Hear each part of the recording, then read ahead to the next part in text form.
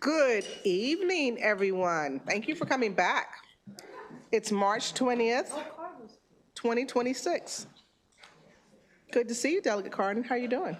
It's what it's like to be here tonight. Okay, everyone. We're going to start with our vote list. And you will not be under pressure to go really fast. However, there are some of us who have plans this evening, so keep that in mind. All right, House Bill 16, is there a motion? I'm sorry, there are amendments. Move the amendments, second. All right. Delegate Phillips, would you be so kind to explain what the amendment does? Sure, very simple. The original bill added commissioners, a minimum of 5, and that drove a pretty significant fiscal note. We're removing that, but keeping all of the other modifications to the parole commission. Did I get that real correct, Claire? You have a total of 5. Other amendments. Do you want me to explain? Yes, if you could take the 2 other amendments. Okay, so Delegate Phillips actually has 5 sets of amendments. That was one of them. And then the other, and these were all sent out in the packet. I thought we had addressed the other ones earlier. No? Okay, go ahead. Only in the back room. Okay. Okay, I'm sorry. Do you want to talk? No, about go ahead. Okay. So the first set, actually, the bill is introduced, took away hearing examiners, but the amendment number 1 will put back in the hearing examiners to preserve the role of hearing examiners, but professionalizing it to ensure higher quality parole hearings. It requires that future hiring of hearing examiners must not include more than 30% of examiners who have law enforcement or corrections experience. And they require that each hearing examiner have an undergraduate or advanced degree in psychology, psychiatry, social work, education, or community organizing, or have attained the equivalent of those degrees through training or experience. Let's see. Secretary may not terminate a hearing examiner employed as of October 1st in order to reach that 30% threshold that I mentioned previously.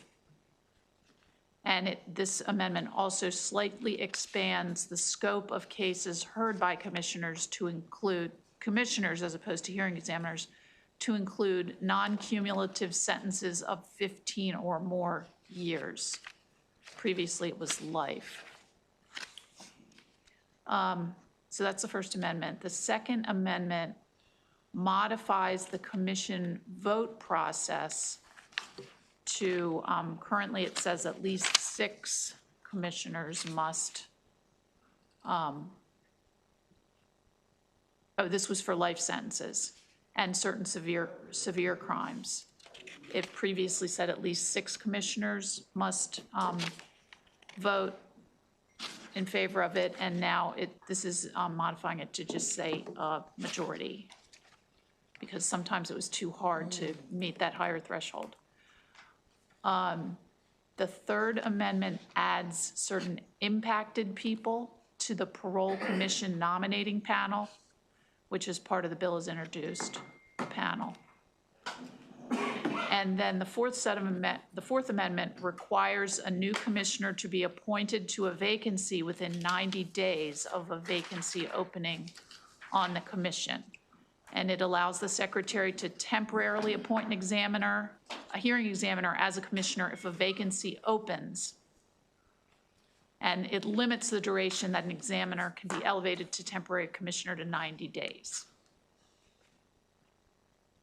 Thank you, Claire. Okay, I have one question.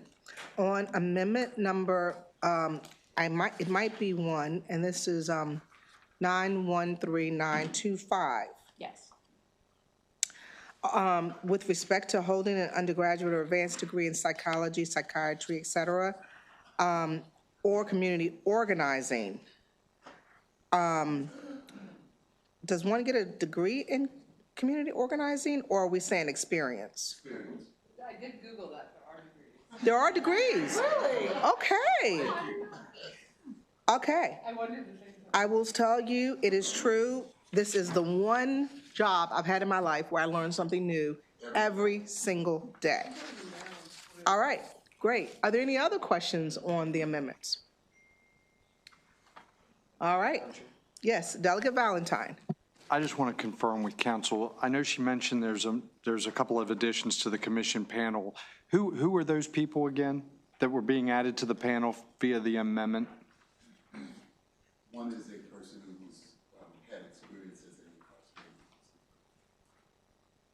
So we have at least on Amendment 933823, at least one Maryland resident who was formerly incarcerated in a state correctional facility, and at least one Maryland resident who is an immediate relative of an individual who is currently or was formerly incarcerated in a state correctional facility. I don't know if there's anybody else. Those were the two added by the amendment. Okay. Thank you. Are there any other questions on the amendment? All right, could please raise your hand if you're favorable. Do I have to do each amendment? Can I do all of them? Okay, great. All right. All in favor on the amendments, please raise your hands. All righty, all opposed on the amendments? Okay, thank you. The amendment passes. Now, on the bill as amended. Move favorable as amended.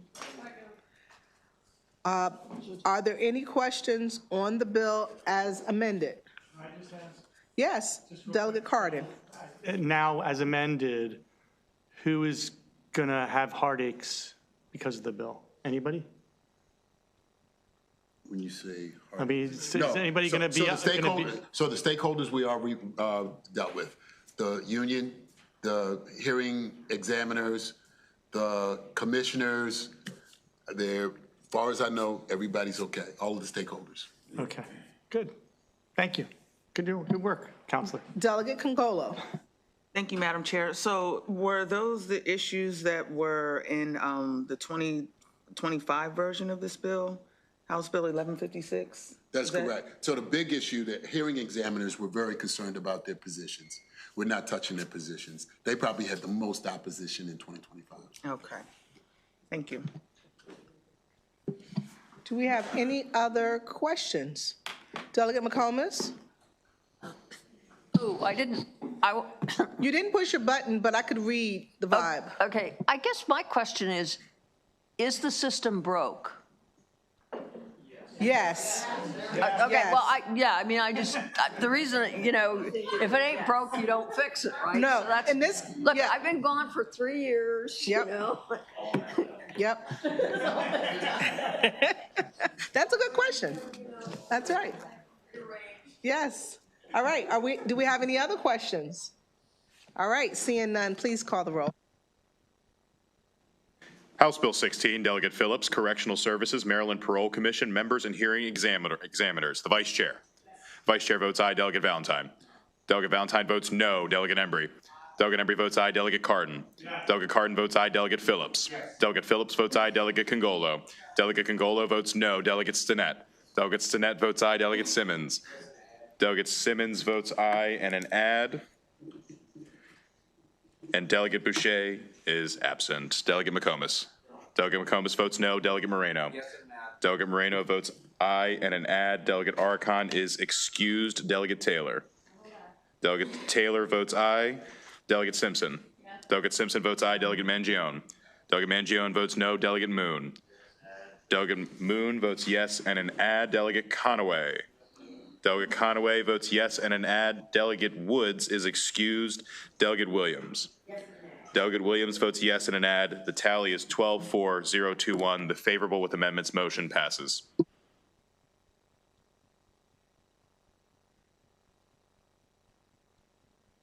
All right, thank you. Next, we're going to have House Bill 467, and it's my understanding that there are amendments. All righty, and I have this. On, is there a motion on the amendment? All righty, thank you. I have a motion and a second on the amendment. Are there any questions? First of all, let's explain what the amendment does. Do you want to do that, Delegate Embry? Thank you. The amendments are in line with what the bill is doing, so nothing dramatic, but for instance, adding a few more pieces to the reporting section. And in the part where we require discovery, effectively, it adds a few examples of the kinds of things we would expect to see. This is all based on people who are doing the work in the prisons and things that they thought would be helpful in representing clients during the parole process. The Department of Public Safety has no problem with any of the amendments, and they resolve or address all the suggestions, the favorable suggestions made during the hearing. Does it impact the $250,000 fiscal note? We got approval It does for not. We got approval for it? I hope so. I don't know. Good. I all in. question that amount. I'm sorry. I question all those. This one that says no later than 12 months. That's for the life, yeah, that was asked for by the ACLU. But then this says it. Just one moment, please.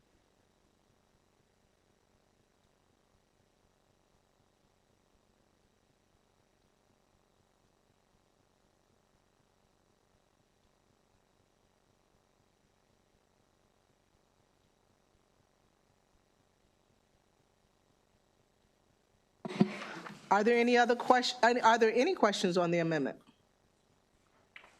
All right, seeing none, all in favor, please raise your hand. Thank you.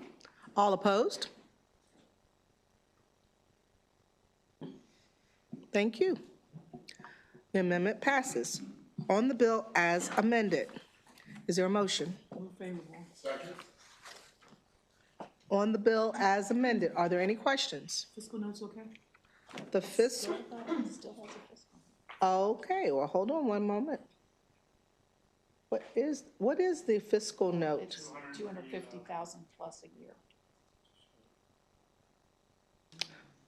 Well, we have to hold this, I'm sorry. It did pass the Senate. The Senate, I think, has a little bit more leeway than we do on the approval. So I just need to get approval on this one. Okay. We're going to hold House Bill 467. We are voting tomorrow, right? We're going to vote in the morning, and hopefully I'll have approval by the morning. Okay? All righty.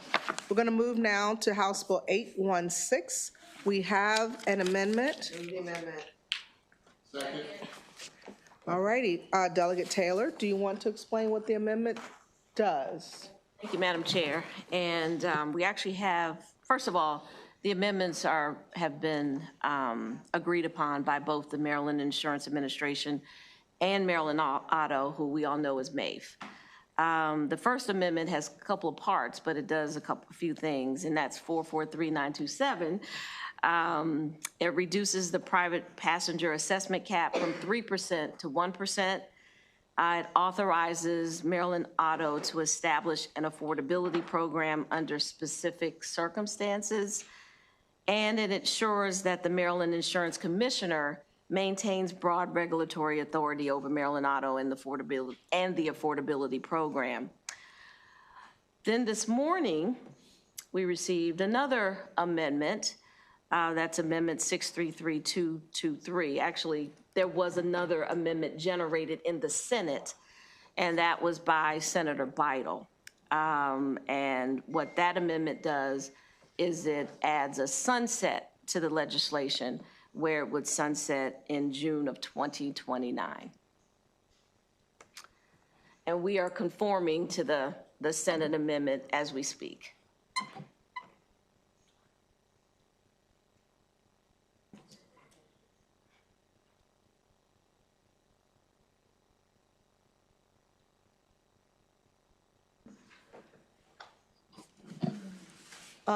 Yes, Delegate Cardin.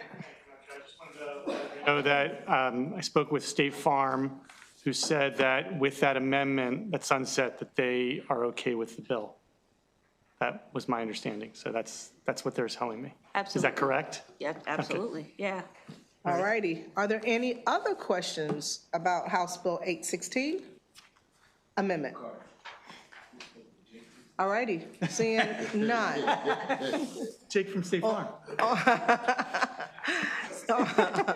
talked to Jake. On the amendment, all in favor, please raise your hand. Okay, so I need you to keep your hands up because we just kind of went up and down. Okay, great, thank you. It looks like it's a majority. Actually, all opposed? Okay, thank you. The amendment passes on the bill as amended. Is there a motion? Thank you. Are there any questions? Yes. Question about the Delegate Congola. budget. Thank you, Madam Chair. Is this program operating at a loss? It looks like there's some comments here that I'm just not clear. It says they'll likely assess the program again this year for about $14.9 million based on a 2025 operating loss, and is anticipated to assess the market in 2027 as well. So do they anticipate that it's going to be at a loss financially? I'm No, not so sure. Okay. what you're referring to is, remember what MAFE is, right? Hold on, MAFE is hold that, on your mic. MAFE is that program that, we can't Like for have. the people who are uninsured or lost their Absolutely, you insurance, got it's like a that gap part then. insurance, right? Perfect, perfect. So if there is an operating loss, they have to make it up somehow, and that's when the assessment comes in. What this bill does, it actually caps that assessment at 1%. Okay, hold on 1 second, hold on. 1 second, I can't hear you, and I need you to just put on your mic, and I need just any other conversations to stop, please. Or at least go to a whisper. Not you go to a whisper. Okay. You continue on. Should I start whispering?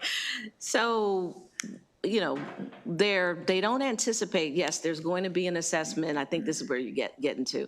There's been an assessment, there's going to be assessment, I think in 2026, and I think 2027, there's expected to be another one. But after that, they don't think they're going to need another assessment, even with this affordability program. So right now, is the budget for the program $19.4 million? Is that what the program's budgeted for? Or believe have they you're referring allocated to an 19.4 million? assessment Okay. amount. All right, Yeah, not the budget. I believe Okay. you're referring to an assessment amount that was assessed in 1 year. Is that what you're? so what's the budget for the, do you know, okay. I don't know what their budget is. don't know? I don't know what the budget is. All right, thank you. Thank you. Thank you. Any other questions? All righty. On the bill as amended, please call the roll. House Bill 816, Delegate Taylor, Maryland Automobile Insurance Fund, Affordability, Purpose of Fund, and Authorized Program. The Vice Chair. The Vice Chair votes aye. Delegate Valentine. Delegate Valentine votes no. Delegate Embry. Delegate Embry votes aye. Delegate Cardin. Delegate Cardin votes aye. Delegate Phillips. Delegate Phillips votes aye. Delegate Congolo.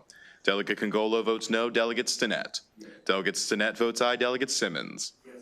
Delegate Simmons votes yes and an add. And Delegate Boucher is absent. Delegate McComas. Delegate McComas votes no. Delegate Moreno. Yes and an add. Delegate Moreno votes aye and an add. Delegate Arcon is excused. Delegate Taylor. Yes. Delegate Taylor votes aye. Delegate Simpson. Yes. Delegate Simpson votes aye. Delegate Mangione. Delegate Mangione votes no. Delegate Moon. Delegate Moon votes aye. Delegate Conaway. Delegate Conaway votes aye and an add. Delegate Woods is excused. Delegate Williams. Yes. Delegate Williams votes aye. The tally is 12-4-0-2-1. The favorable with amendments motion passes. Thank you. Now we're going to go to House Bill 907. And there is an amendment. Thank you. Are there any, let's explain what the amendment does. Sorry about that. It doesn't.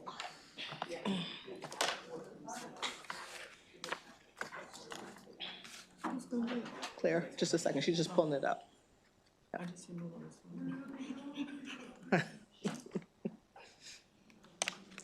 Okay, Sorry, I'm just no worries. making sure I have the right version here. So this is not on the packet. Sorry. Do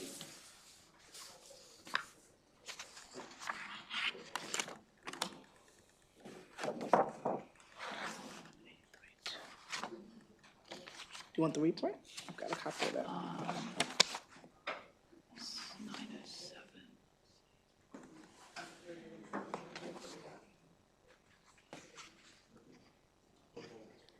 Okay, good.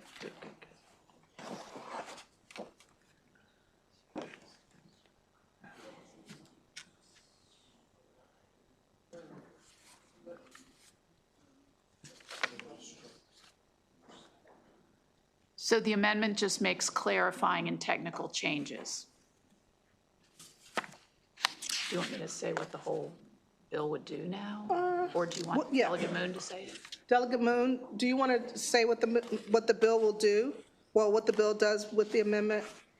Well, the clarifying and technical changes, could you kind of elaborate on that?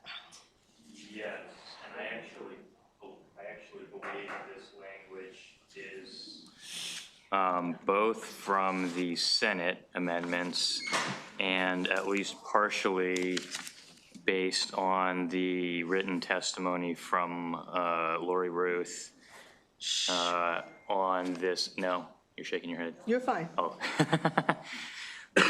On this language where the bill originally sought to take the sort of more minimal forms of assault and split them off from second-degree assault into a third-degree category that would come with 90 days instead of 10 years. And it excluded some categories. So if there was an injury or a risk of serious injury, or, and this is the part that's being changed, it used to be based on the type of crime, and it said a domestically related crime. And now, instead, it's based on the type of petitioner. And so if you were eligible for relief under the family law article for a TPO, this bill would not include you. And so that means a current or former spouse, a cohabitant, a relative, parent, step-parent. I think we saw this language in another bill we recently passed. But basically, if the effort here is to exclude possible domestic violence cases from the third-degree narrower assault. So it was in the bill as introduced originally. Just again, it was written as to domestically related crimes, and now it's instead being as to the person eligible for relief. The second change that came over in the Senate is they also attempted to stop a district court commissioner case from emerging out of one of these new third-degree assault cases. And again, that was a separate bill with separate controversies, but that's what that piece of the amendment is trying to do. Okay, any questions on the amendment? You want to ask the Vice Chair? When did these amendments come in? These are they were sent out in the packet, and these are the amendments that were modified after the subcommittee chair's discussion. They were modified in accordance with the subcommittee chair's discussion of the other day, of yesterday. I don't remember there being a two-prong, you guys. A two-prong on? Yeah. What's two-prong? Where we separated domestic violence cases out for? They've always been out of the definition. That was in the version we talked about. Just for touching? Yeah. That was, I don't remember that discussion. I don't. It's in the bill, that was in the bill as introduced, but we just changed the language to make it technically correct. This is actually different language than the Senate uses, but there's, in consultation with our bill drafting supervisor, we arrived at this language, which we feel is correct. Just 1 second, 1 second. So the language that we're speaking of is on page 2 at Criminal Law Article 3-203.1, which is a new section. And it's at A, Roman numeral 3. A domestically related crime was part of the original bill. And the part that Claire is talking about is that it changes it to an act against a person who would be eligible to file a petition for relief from abuse against the defendant under the family law article, which I think is a protective order. Is that what we're looking at? Yeah, protective order, alleged in the application for a statement of charges. And Delegate Carlin, do you still have your thought? I was just going to try and put that into English.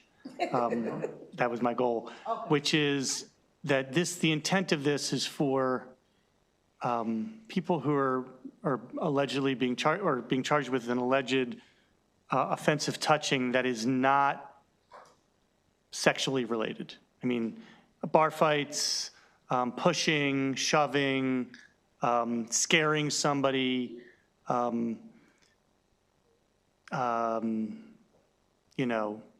smacking them on the back of the head, but not meant to be smacking somebody on the rear end. Or even though I personally would think that should be included, but that was never the intent of third-degree assault. Intent of and correct me if I'm wrong. Third-degree assault was to take these types of touchings or threats to touch that now you can charge somebody for second-degree assault, and they could be liable for possibly up to 10 years, and basically taking this group of people and making sure that we are not treating them the same as we are treating somebody who takes a baseball bat and bashes somebody in. So that would be the essence of the bill. So if I understand it correctly, also what we're essentially doing is saying that if you are a person who would be eligible for a protective order, you have another means in which you could you could seek justice, and that you would use that as opposed to third-degree assault.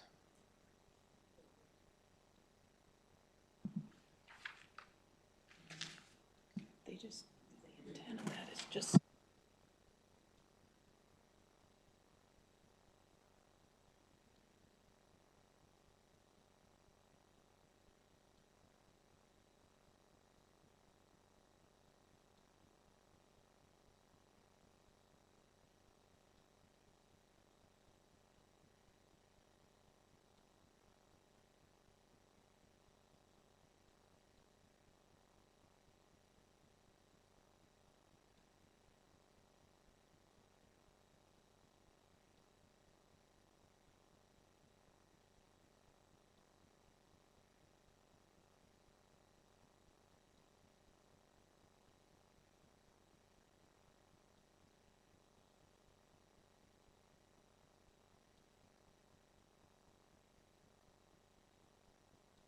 First thing in the morning, and the warrants are taken out. Yeah, the warrants are taken out. Okay, this will be number 1 in the morning. Okay, all right. Now we're going to go to 1258. Are there any amendments? I don't know. Yep, there are. Move the amendment. Okay, I have a motion on the amendment, and I have a second. And we're going to discuss the amendment in just a moment.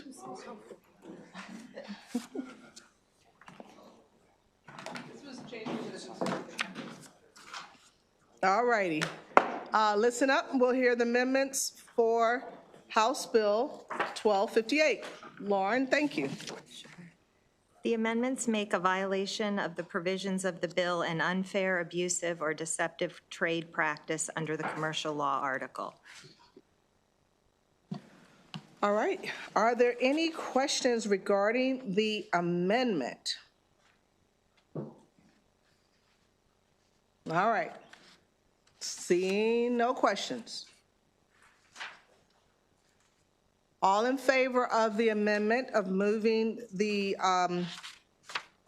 section and making it a violation of the deceptive trade practice, raise your hand.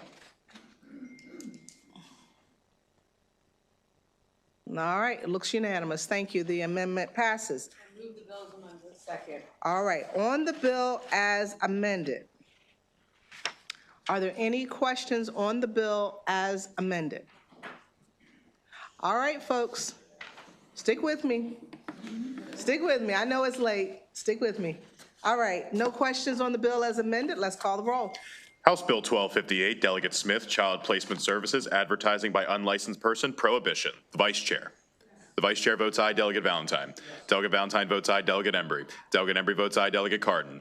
Delegate Cardin votes aye, Delegate Phillips. Delegate Phillips votes aye, Delegate Congolo. Delegate Congolo votes aye, Delegate Stinnett. Delegate Stinnett votes aye, Delegate Simmons. Delegate Simmons votes aye, Delegate Boucher is absent. Delegate McComas. Delegate McComas votes aye, Delegate Moreno. Delegate Moreno votes aye and adds.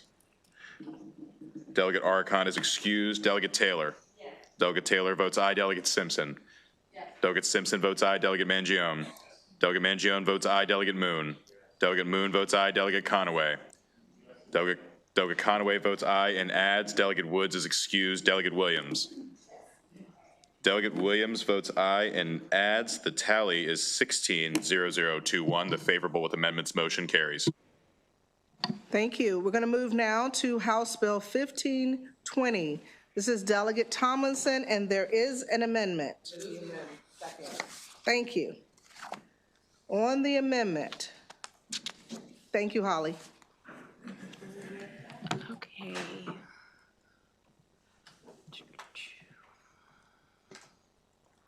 So amendment number 1 is technical. Amendment number 2 alters the definition of disability, strikes the definition of veteran, and applies certain exemption provisions of the bill to debtors who are elderly or who have a disability. Amendment number 3 strikes provisions altering the homestead exemptions under the bill because that already is in another bill that passed unanimously out of ECM. It's House Bill 1098, and it has already passed unanimously out of the House. It passed today. Thank you, Holly. Are there any questions on the amendment? And if anyone wants to know why we're striking veterans, is because we wanted to make sure that, we wanted to make it clear that we are talking about anyone who is disabled, and that includes disabled veterans. So now we've included anyone who is disabled. I do take some, I do take a little pain in the word elderly, meaning 60 years.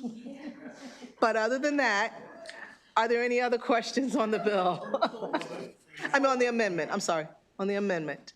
All right, seeing none. All in favor of the amendment, please raise your hand. Great, it's unanimous. The amendment, thank you. Thank you. Are there any questions on the bill as amended? Yes, Delegate Cardin. As I expressed before, that we're making huge increases. I know that we have some degree of inflation going on here and everything, but this is a huge step. So we're going like to 25,000 for automobiles, is that right?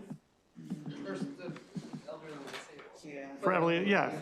But going from, what was it, from 5,000 to 25,000? That's a pretty big step. Going from, what was it, 1,000 to 3,000 for firearms? I have no problem, by the way, with getting rid of people's firearms, as you know, but it just seems like a lot. So I'm just going to to state that, I mean, I think this is a very good philosophical bill. I just worry that we are, we're taking a huge step, which is going to have a big impact on the community of people who, they owe money to. Okay. So. And with that said, on the vehicle, it is only for those individuals who are disabled, who are the debtor, who need the car for their occupation, trade, or enrollment in any public or private elementary, secondary, or career and technical education or institution of higher education. So I think that little provision helps us a little bit. Can you tell me, what was the other one? It was the car and one more I was thing? just looking at firearms. It looks like Okay. there's firearms, like I said. Oh, 3,000 in firearms, right, okay. I mean, I don't know why we're letting people keep their firearms, but okay. So if they feel like they need to keep their firearms, then we should exempt a certain amount for that. Okay. But I'm just saying that I think philosophically, by the way, I think it's a really good concept. I like, me, I like to take baby steps. Nope, no problem. Holly? Hi, I just wanted to clarify. So the new language, these new exemptions, they didn't exist before. A lot of states already have these exemptions. The only exemption that was there before was the 1,000 to 5,000. We're raising that. But if you look at the disabled, the elderly, those are all new provisions. The car, that's all new exemptions. We're not raising anything. We're actually starting the exemption anew to be in line with multiple other states that have this exemption. I just wanted to point that out. And the home equity too? Home? Yeah, that's in a different bill. Oh, right, because we took that Yeah. out. Can you chime in? Thank you. I agree with what you stated earlier, Madam Chair, about the increase on the automobiles, especially for those who are elderly and disabled. A lot of times, especially if you have some type of physical disability, you might have to purchase a vehicle that has to be specially fitted or modified in order for you to even utilize the vehicle because of your physical impairment. And so the cost of that can be quite enormous. And so I think this is a good consumer protection bill, to be quite honest with you. I think it's going to assist a number of people in a lot of different ways. So I felt comfortable with the large increase, especially on the automobile for those who are disabled for those reasons. The guns, it is what it is. I mean, I don't know what the market is for, whatever, but $3,000, I guess that's what, 2 or 3 guns, I guess, but yeah, So, all right, and it is a Second Amendment right, so. Delegate McComas? I looked at the opposition, and it was mainly from the Maryland Bankers Association several times. And I guess what I'm concerned about is I do want the banks to be stable. My concern is that where did we come in with those figures? Where did those figures come from? And, how does it compare to other states that have these exemptions? Does anybody know? And there is no cross file, so this thing has the potential to die in the Senate because that's where bills go to die.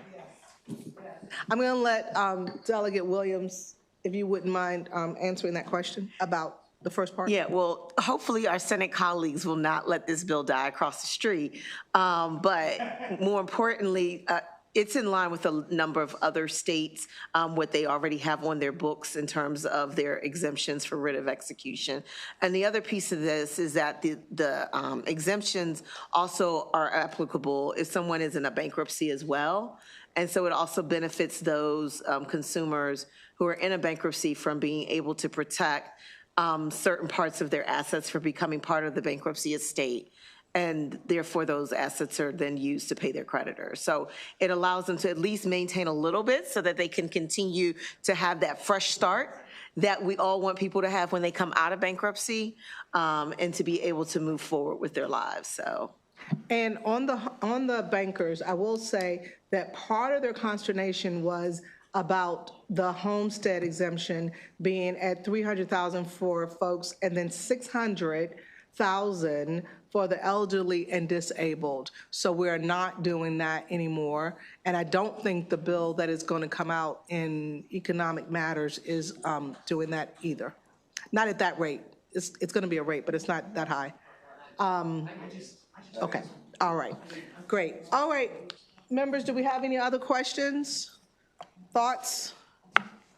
All righty. On the amendment, didn't we vote out the amendment? Yeah. Okay, on the bill as amended. Move favorable. We have a motion and a second. I just wanted to look around to make sure I didn't have any last minute questions. I see none. Please call the roll. House Bill 1520, Delegate Tomlinson, Courts Exemption from Judgment, Alterations, and Additions. The Vice Chair. The Vice Chair votes aye. Delegate Valentine. Delegate Valentine votes aye and adds.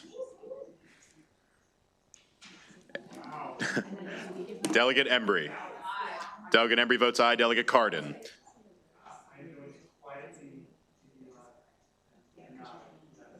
Delegate Cardin quietly nods yes. Delegate Phillips. Delegate Phillips votes aye. Delegate Congolo. Delegate Congolo votes aye. Delegate Stinnett.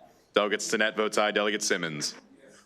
Delegate Simmons votes aye and adds. And on top of that, Delegate Boucher is absent. Delegate McComas. Delegate McComas votes aye. Delegate Moreno. Delegate Moreno votes aye. Delegate Arcon is excused. Delegate Taylor. Delegate Taylor votes aye and an add. Delegate Simpson. Delegate Simpson votes aye. Delegate Mangione. Delegate Mangione votes aye. Delegate Moon. Delegate Moon votes aye. Delegate Conaway. Delegate Conaway votes aye and an add. Delegate Woods is excused. Delegate Williams. Delegate Williams votes aye. The tally is 16-0021. The motion carries. Thank you. One moment, please.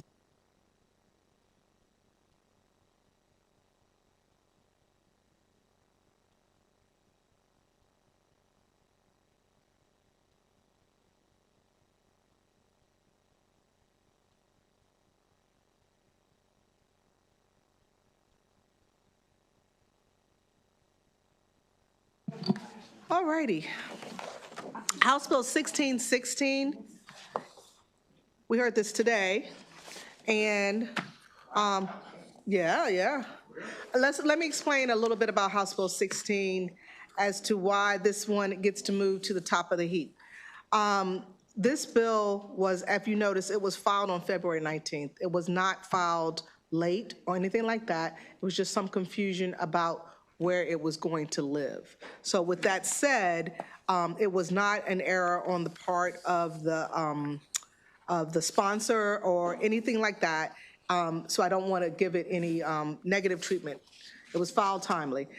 With that said, on House Bill 1616, I'd like to know if you all are interested in entertaining a motion favorable. All right. Now, do we have any questions? Yes, Delegate McComas? It's only one company, right? One business? Yes. I said that because I heard someone else say that, but I'm going to look over at council just to confirm on 1616. Other companies could do it. There's 4 other companies that don't qualify right now. Okay, okay. And we asked the question. Hold on. One person, and I just need their, okay.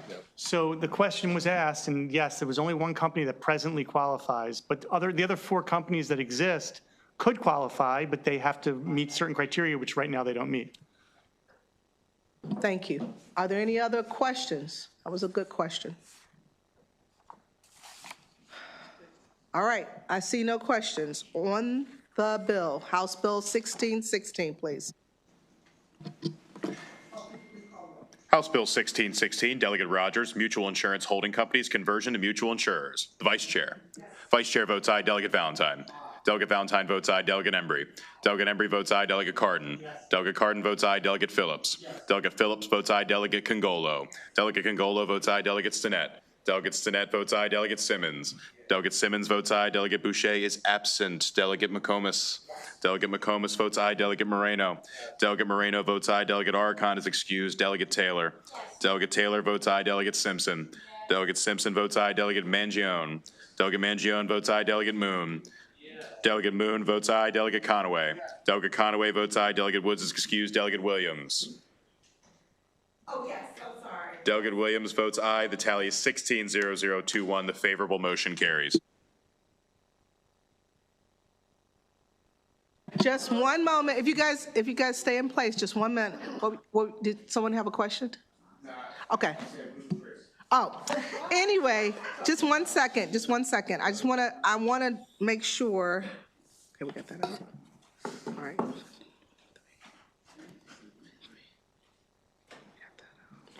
Okay, so this has shortened our list for tomorrow morning considerably. So I'm looking at council, I'm looking at everybody to see if we think we could get away with 11. Because we're coming in at 12. Yeah, 11. Yeah, can we do that? Can we do 11? Okay, so I said 10 on the floor, but since we got through so much, let's move it to 11 for our vote session for tomorrow. I'm sorry? Oh, yeah, we better, we'll definitely do that. Thank you, Delegate Simmons. Delegate Cardin. That we were going to put it on, you're not putting it on? No. The Senate bill is coming over. We're going to work on the Senate bill? Okay. No, it's show cause. Show cause bill.